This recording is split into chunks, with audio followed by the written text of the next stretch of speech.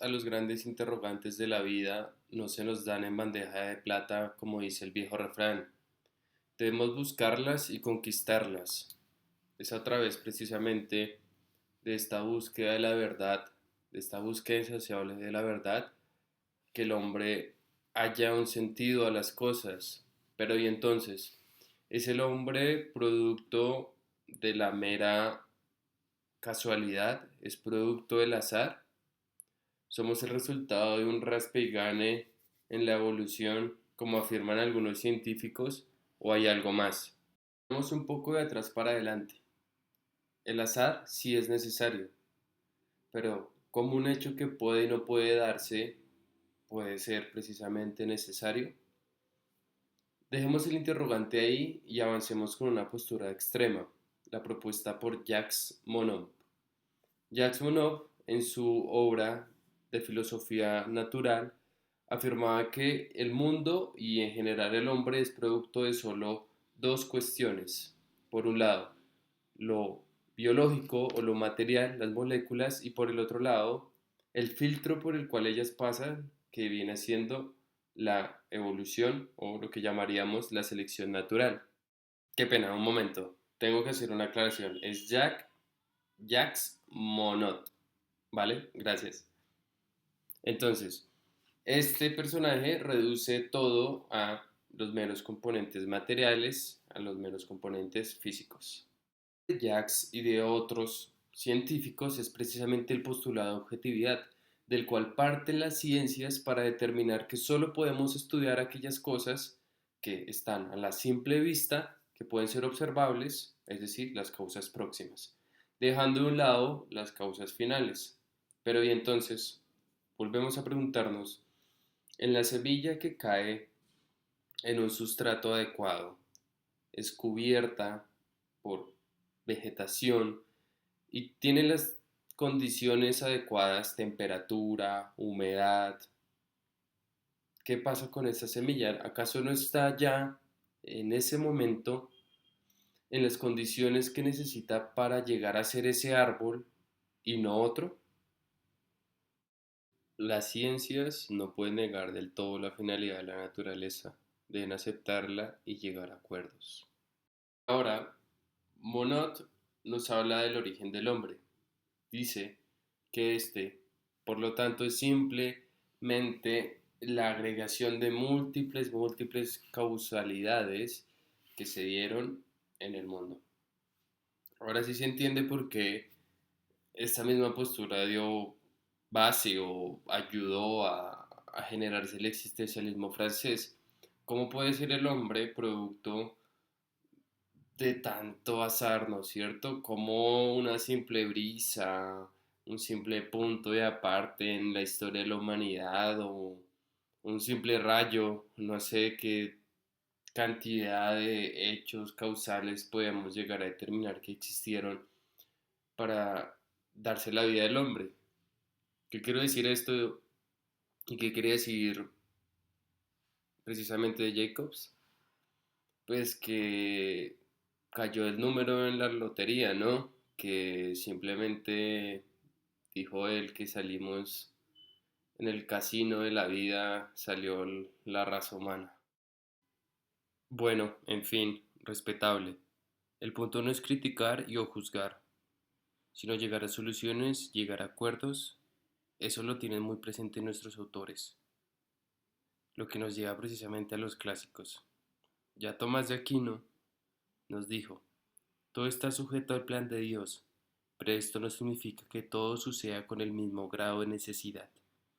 Afirmaba él que Dios quiere que algunas cosas sean hechas de modo necesario y otras de modo contingente. Por tanto, concluye, Dios prepara causas necesarias para algunas cosas y causas contingentes para otras, para que el universo pueda ser más completo. Bueno, un aplauso para Tomás. Muchas gracias por aclararnos una vez más muchas cuestiones. Pero vámonos un poco más hacia acá, hacia el siglo XX, en el que ya unos nobeles muy importantes, muy famosos, discutían sobre esta cuestión.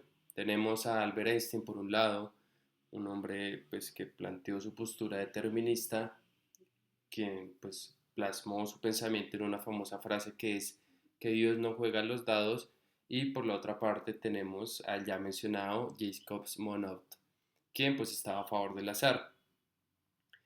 Hay un tercero que se llama De Bon, quien fue el que más se acercó a la postura planteada por Santo Tomás, afirmando que sí hay azar, pero que este azar se desarrolla o emerge, sí, emerge y se desarrolla dentro de unos límites establecidos por un ser superior, ¿vale? Entonces, replantea la frase los autores diciendo que tal vez sería que Dios sí juega los dados porque sabe que va a ganar.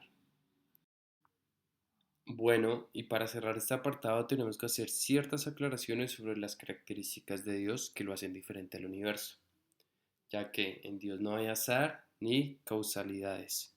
Dios es la causa primera de la cual emana el universo y emana todo.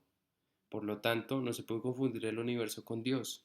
Eso sí, el universo es el que fue plantado con las condiciones necesarias para que nuestra existencia se diera, lo que llamaron algunos principio antrópico.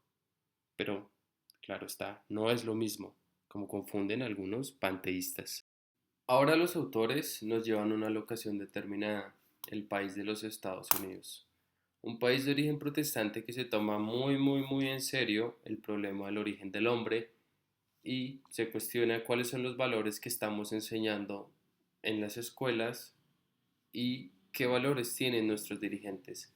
Es por eso que este problema tiene repercusiones sociales, políticas, culturales y hasta económicas. En este breve apartado intentaremos mostrar las dos teorías que se dieron durante la guerra de secesión en los Estados Unidos y cómo se llegó a una conciliación y sobre todo cuáles fueron sus repercusiones en la historia de este país. Decir que son teorías es ir un poco más allá. Los autores denominaron a estos grupos, ¿no es cierto?, corrientes que se dieron durante la guerra de secesión. Los primeros son llamados los ultracreacionistas, quienes estaban en los estados del sur. Ellos tenían pretensiones totalizantes en las cuales la Biblia es la única fuente real de conocimiento científico.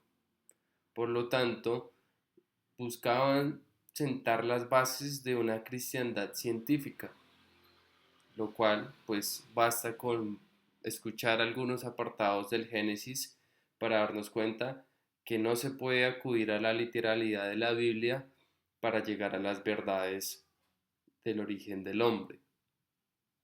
Pero sin embargo, podemos rescatar que ellas, que este movimiento pues defiende el cristianismo del excesivo materialismo en el que puede llegar a caer la humanidad.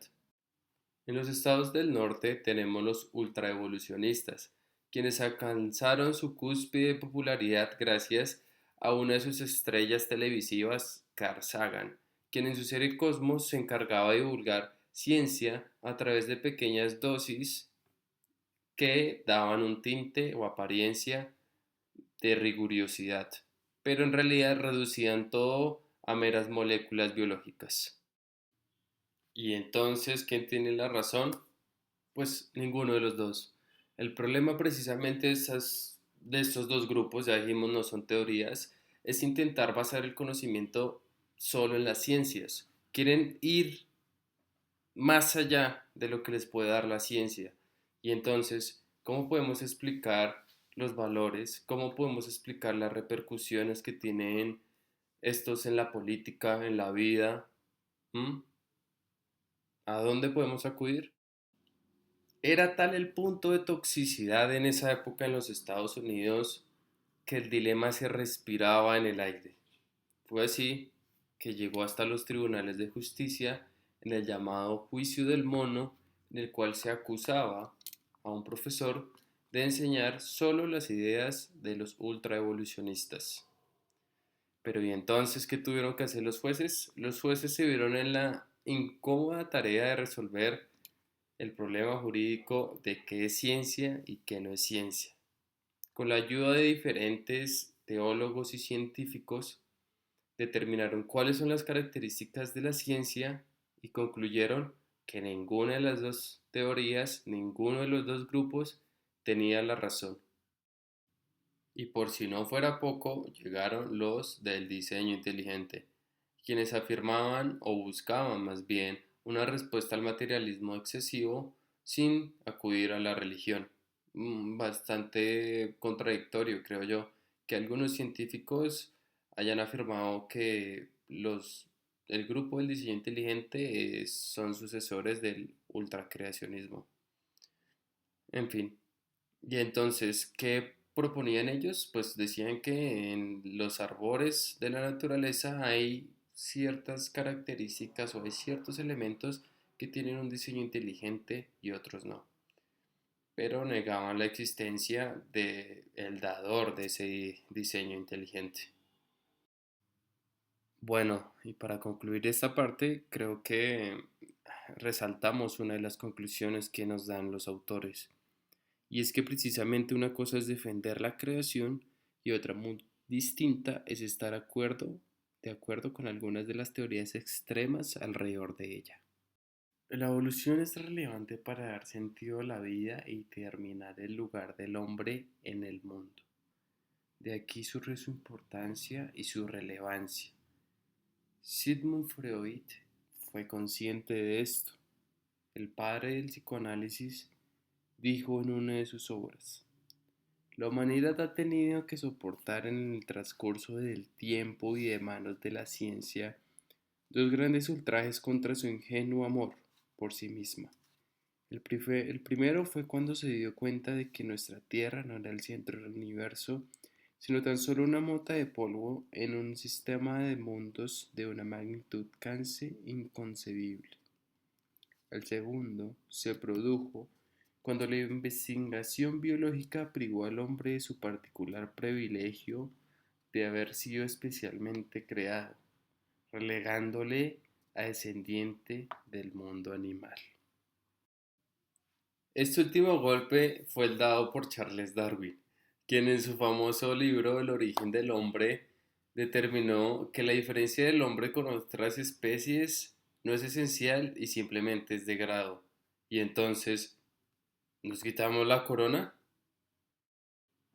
Los autores resaltan una paradoja: cómo la ciencia, la cual es producto de nuestro ingenio, de nuestra observación, de nuestra búsqueda de la verdad incansable, es la misma herramienta a través de la cual el hombre se autoflagela y se destruye. ¿Cómo puede ser esto capaz?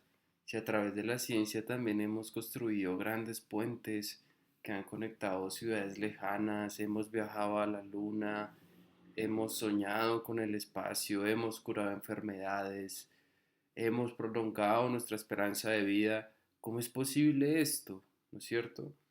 ¿Por qué negar nuestras capacidades de creación? ¿Por qué negar lo dado?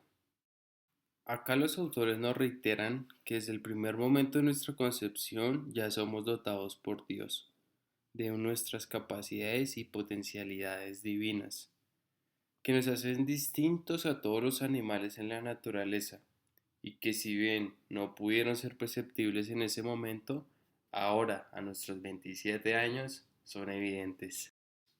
Pero y entonces, ¿cuáles son estas capacidades que hacen diferente al ser humano de los otros animales en la Tierra?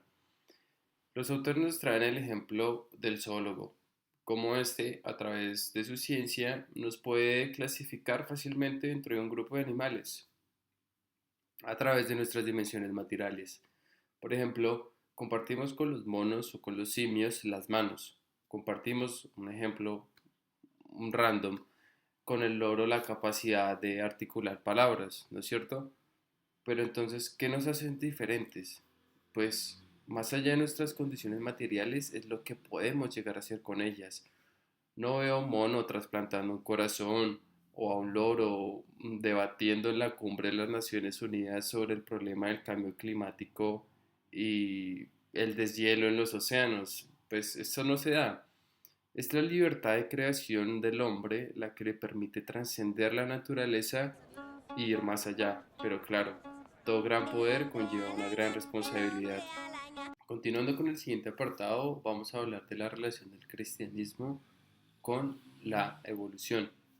Cómo se tiene el mito errado de que esta se opone rotundamente, ¿no es cierto? Que el cristianismo se opone rotundamente a la idea de la evolución, lo cual es mentira, ya que la evolución se puede entender o se llega a entender como simplemente una etapa dinámica de la creación. Pero claro, en su momento histórico sí generó grandes problemas a los creyentes, puesto que cuestionaba el Génesis, prescindía de Dios y afirmaba el materialismo. Para arrancar, los autores nos dicen que de por sí la Biblia es un misterio. ¿Cómo es posible la aparición de este género literario que no se puede estudiar a través de la tradición antigua, a través de la tradición greco-romana? ¿De dónde surgió? Y más aún, ¿fue escrita en bloque o precede en el tiempo? Estos son misterios que al día de hoy siguen sin resolver. El primero en aparecer en escena fue el Papa Pío XII, quien de una manera muy tranquila y serena en su obra Humani Generis determina que sí, que el cuerpo puede ser resultado de la evolución y de condiciones materiales, pero que solo el alma puede ser dada por un Dios creador. A continuación, el Papa Juan Pablo II nos dice que el propósito de la Biblia no es llevar un mensaje científico, sino que más bien esta trata y habla sobre la relación de el hombre, Dios y el mundo. Cómo el mundo fue creado al servicio del hombre, sí, pero para la gloria de Dios. Esa perspectiva, sí, como la de su antecesor, va por la misma línea. Acepta el materialismo, pero dice que las condiciones trascendentales del hombre solo pueden ser dadas por un Dios creador. Se evidencia, por tanto, en las posturas anteriormente mencionadas, que la Iglesia es consciente de la importancia de las investigaciones científicas. No las quiere hacer a un lado, como ya dijimos en el famoso mito. Es consciente de ello, tanto así que las estudia, las acepta y las hace parte de su doctrina. Busca unirlas, acoplarlas a la idea de la creación divina. Bueno, y creo que acá ya podemos responder una de las cuestiones planteadas anteriormente. ¿Por qué la relevancia y la importancia generalizada en la sociedad respecto a este tema? Pues básicamente porque de la respuesta a esas interrogantes del origen del hombre, él mismo tiene su dignidad y se determina cuál es su papel y rol en el mundo o en la creación.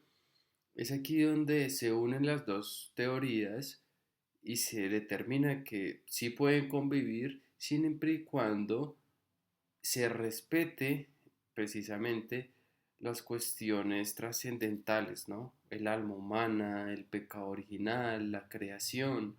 Siempre y cuando se respete esto, las dos teorías pueden convivir. Bueno, y para concluir este video y los autores, el libro, se menciona la ideología, cómo precisamente el evolucionismo pretende negar cualquier idea de creación o de plan divino apelando solo a la ciencia. En particular señalan el neodarwinismo porque en él se da por hecho que todo lo que existe puede explicarse únicamente por causas naturales y por el azar, sin necesidad de Dios. Pero, como recuerdan los autores, la ciencia, la filosofía y la religión no se contradicen, ofrecen respuestas diferentes, aunque complementarias a las grandes preguntas del hombre. El problema aparece cuando la ciencia intenta ocupar el terreno que no le corresponde, cuando quiere responder cuestiones que no pertenecen a su campo. En ese momento deja de ser ciencia y se convierte en ideología, en un naturalismo ontológico que aunque se presenta como conocimiento termina siendo una pseudociencia. Muchas gracias.